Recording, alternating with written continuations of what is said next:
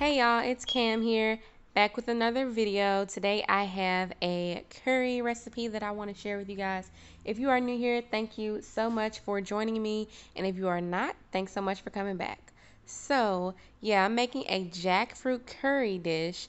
At first I was gonna make a chickpea curry, but then I remember I had this can of jackfruit, and I was like, you know what? I wonder if I can use jackfruit and how would that taste? So I was like, it's only one way to find out. So, yep, I have my red onions here, got some bell peppers, yellow, red, and I have a green as well. And I didn't have like a curry sauce or anything. I have curry powder, got some coconut milk, some diced tomatoes, and some garam masala as well.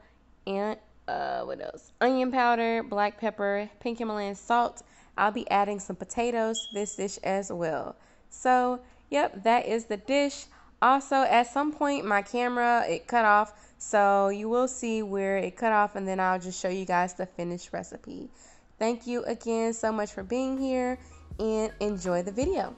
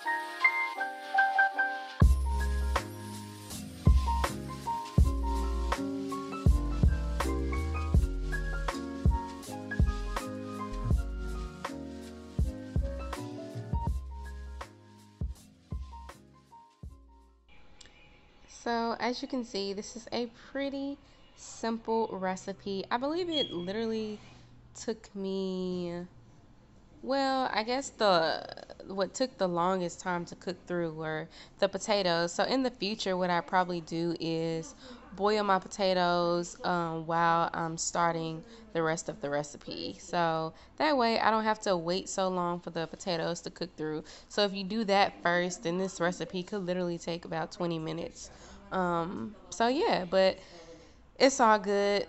It was definitely worth the wait with those potatoes. You could also omit the potatoes. I just wanted potatoes in this. You know, potatoes are just great. They're just bomb. So, you know, if I can add potatoes to something, I will. And